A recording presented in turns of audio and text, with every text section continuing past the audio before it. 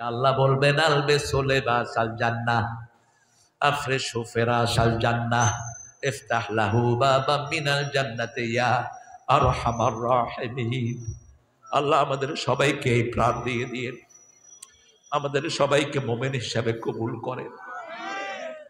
5টা আমল করে রাতে শুইবেন, মুমিন হিসাবে মৃত্যু দিবেন কে? প্রথম ওযু করবেন। কি করবেন? ওযু করবেন। 2 নম্বরে আয়াতুল কুরসি পড়বেন। 3 নম্বরে কুল হুয়াল্লাহ 3 বার, নাস 3 বার, ফালাক। 4 নম্বরে সুবহানাল্লাহ 33, আলহামদুলিল্লাহ 33, আল্লাহু আকবার 34। 5 নম্বরে ডান গালের নিচে হাত রেখে দোয়া পড়েন, আল্লাহুম্মা বিসমিকা আমুতু ওয়া আহইয়া। আর দুরূদ পড়ে পড়ে ঘুমিয়ে পড়েন। কি পড়বেন? দুরূদ। জিবরাইল আমিন রাসূলকে বলছেন, ইয়া রাসূলুল্লাহ, I can count the drop of the ocean in the earth. I can count the stone on the earth.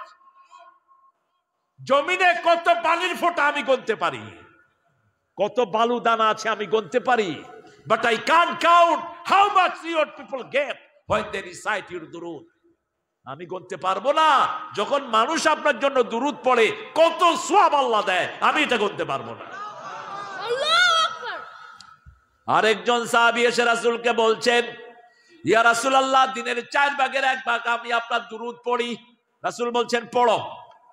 কিছুদিন পরে এসে বলছেন, 4 ভাগের 2 ভাগ আমি আপনার দুরুদ পড়ি। রাসূল বলছেন, পড়ো। কিছুদিন পরে বলছেন, 4 ভাগের 3 ভাগ আপনার দুরুদ পড়ি, পড়ো। এরপরে এসে বলছেন, সারা দিন আপনার দুরুদ পড়ি। রাসূল বলছেন, তাহলে শুনো, তুমি যদি সারা দিন আমার দুরুদ পড়ো, তোমার সবগুলো কাজ আল্লাহ নিজে করে দিবে। কারণ আল্লাহ কোনো কাজের কথা বলেন নাই আমিও করি তোমরাও করো, কিন্তু দুরুদের ব্যাপারে আল্লাহ বলছেন, আমি রহমত নাজিল করি, তোমরাও আমার কাছে রহমত চাও। ইন্নাল্লাহা ওয়া মালাইকাতাহু ইউসাল্লুনা আলান নবী ইয়া আইয়ুহাল্লাযীনা আমানু সাল্লু আলাইহি ওয়া সাল্লিমু তাসলিমা। আল্লাহুম্মা। শেষ করে দিলাম।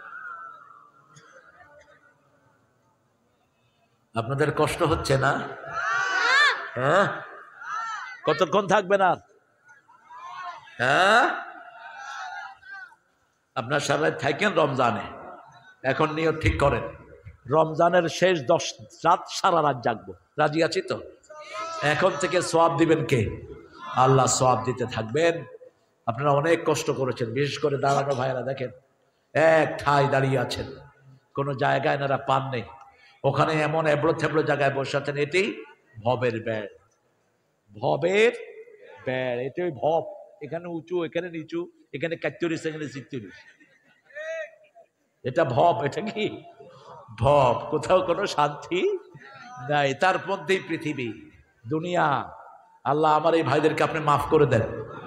ওই গ্রামে ঢুকেছি, দেখি যে এক এক স্ক্রিনের সামনে হাজার হাজার বসে রয়েছে। কি সুন্দর সিস্টেম ভবের বেড়ে।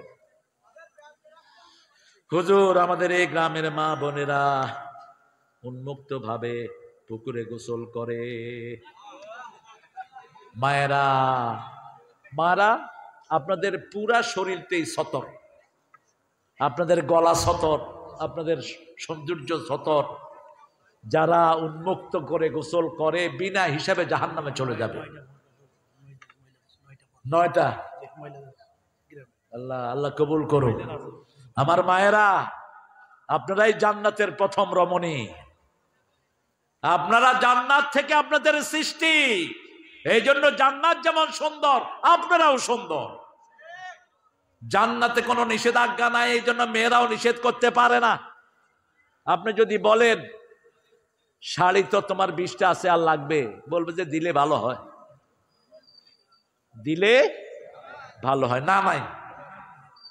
মায়েরা, আপনারা খুব তাড়াতাড়ি জান্নাতে চলে যাবেন। 4টা কাজ: আজান হবে, নামাজ; রমজান হবে, রোজা; স্বামীরে পাবেন, খেদমত করবেন। স্বামীরা খুশি, একতরফা না, আপনারাও খেদমত করবেন বোর। সারা বছর বোর রান্না খান, লজ্জা লাগে না? কেন বকের রাঁধে খাওয়ান না? সারা বছর আপনার কাপড় ধোয় আপনার বিবি, আপনি কেন তারটা ধর না?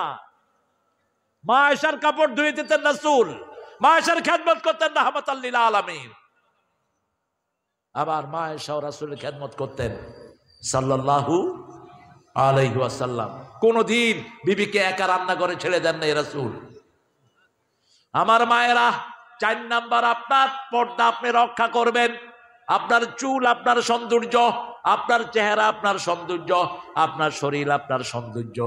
খবরদার, উন্মুক্ত জায়গাতে পুরুষেরও গোসল করা জায়েজ, পুরুষেরও জায়েজ নাই, পুরুষেরও জায়েজ নাই। কারণ পানি ঢাললে লুঙ্গি কোনটা কোন দিকে যায়, কি বলেন? আর মোটা মানুষ তো লুঙ্গি গায়ে আছে না নাই কইতেও পারে না। আমি এক মোটার পুকুরে নামছিলাম, মোটার লুঙ্গি যে কখন নেমে গেছে মোটা কইতেই পারে না। এসে খাড়া রয়েছে, আমি বললাম কিরে মোটা লুঙ্গি কই? কয় হ্যাঁ পাতলা মানুষ, ও তো পুকুরে ঢুকলে ও তলায় যাবে। আমার প্রিয় মায়েরা, আল্লাহ আপনাদেরকে যে সৌন্দর্য দিয়েছেন এগুলো ঢেকে রাখবেন, তাহলে জান্নাত আপনাদের পায়ের কাছে চলে আসবে। অলরেডি তো আপনাদের পায়ের তলা জান্নাত, পায়ের তলায় কি জান্নাত।